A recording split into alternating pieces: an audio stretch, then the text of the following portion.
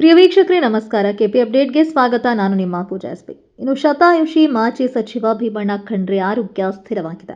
ಆಸ್ಪತ್ರೆಯಿಂದ ಮನೆಗೆ ಕರೆದೊಯ್ದು ಚಿಕಿತ್ಸೆ ಮುಂದುವರೆಸಿದಂತಹ ವೈದ್ಯರು ಭಾಲ್ಕಿ ನಗರದ ಸ್ವಗೃಹಕ್ಕೆ ಕರೆದೊಯ್ದು ಚಿಕಿತ್ಸೆ ಮುಂದುವರೆಸಿದಂತಹ ವೈದ್ಯರು ಇನ್ನು ಕಳೆದ 15 ದಿನಗಳಿಂದ ಬೀದರ್ನ ಖಾಸಗಿ ಆಸ್ಪತ್ರೆಯಲ್ಲಿ ಚಿಕಿತ್ಸೆಯನ್ನ ಪಡೆಯುತ್ತಿದ್ದಂತಹ ಭೀಮಣ್ಣ ಖಂಡ್ರೆ ಅವರು ಇನ್ನು ಆರೋಗ್ಯದಲ್ಲಿ ಚೇತರಿಕೆ ಕಾರಣದ ಹಿನ್ನೆಲೆ ಮನೆಗೆ ಕರೆದುಕೊಂಡು ಬಂದಂತಹ ಕುಟುಂಬಸ್ಥರು ಇಂದು ಬೆಳಗ್ಗೆ 7 ಗಂಟೆಗೆ ಆಸ್ಪತ್ರೆಯಿಂದ ಮನೆಗೆ ಕರೆದೊಯ್ದ ಕುಟುಂಬಸ್ಥರು ಇನ್ನು ಭಾಲ್ಕಿ ನಗರದ ಗಾಂಧಿ ವೃತ್ತದ ಹತ್ತಿರದಲ್ಲಿರುವಂತಹ ಮನೆಯಲ್ಲಿ ವೆಂಟಿಲೇಟರ್ ಚಿಕಿತ್ಸೆಯನ್ನ ಪಡೆಯುತ್ತಿದ್ದಾರೆ.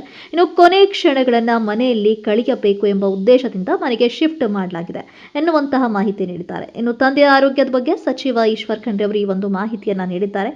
ತಂದೆ ಭೀಮಣ್ಣ ಖಂಡ್ರೆ ಸ್ಥಿತಿ ಗಂಭೀರವಿದೆ, ಆದರೂ ಆರೋಗ್ಯ ಸ್ಥಿರವಾಗಿದ್ದಾರೆ.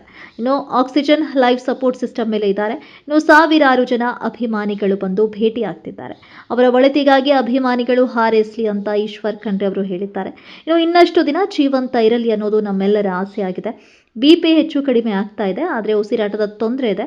ಅವರ ಕೊನೆಯ ಆಸೆ ಮನೆಯಲ್ಲಿರಬೇಕು ಅನ್ನೋ ಆಸೆ ಇತ್ತು. ಹೀಗಾಗಿ ಆಸ್ಪತ್ರೆಯಿಂದ ಮನೆಗೆ ಕರೆದುಕೊಂಡು ಬಂದಿದ್ದೇವೆ. ಇನ್ನು ನಮ್ಮ ಮನೆಯಲ್ಲಿಯೇ 10 ಜನರು ವೈದ್ಯರಿದ್ದಾರೆ. ಹೀಗಾಗಿ ಅವರ ಚಿಕಿತ್ಸೆ ಮುಂದುವರೆಸಿದ್ದಾರೆ. ಇನ್ನು ಮುಖ್ಯಮಂತ್ರಿಗಳು ಕೂಡ ಅವರ ಆರೋಗ್ಯದ ಬಗ್ಗೆ ಫೋನ್ ಮಾಡಿ ವಿಚಾರಿಸಿದ್ದಾರೆ. ಇನ್ನು ಶತಾಯುಷಿ ಮಾಜಿ ಸಚಿವರು ಭೀಮಣ್ಣ ಖಂಡ್ರೆ ಅವರ ಆರೋಗ್ಯ ಸ್ಥಿರವಾಗಿರುವಂತಹ ಮಾಹಿತಿ ಇದೀಗ ಲಭ್ಯವಾಗ್ತಾ ಇದೆ. ಇನ್ನು ಮನೆ ಸುತ್ತಮುತ್ತಲೂ ಪೊಲೀಸರ ಹದ್ದಿನ ಕಣ್ಣು ಕೂಡ ತಾವು ಈ ವಿಡಿಯೋದಲ್ಲಿ ಗಮನಿಸಬಹುದಾಗಿದೆ. ಇನ್ನು ಶತಾಯುಷಿ ಭೀಮಣ್ಣ ಖಂಡ್ರೆ ಅವರ ಆರೋಗ್ಯ ಸುಧಾರಣೆಗಾಗಿ ದೇವರಲ್ಲಿ ಅಭಿಮಾನಿಗಳು ಕೂಡ ಮೊರೆ ಹೋಗಿದ್ದಾರೆ. ಇಂತಹ ಮತ್ತಷ್ಟು ಅಪ್ಡೇಟ್ಸ್ಗಳಿಗಾಗಿ ನೋಡ್ತಾರೆ ಕೆಪಿ ನ್ಯೂಸ್ 24/7.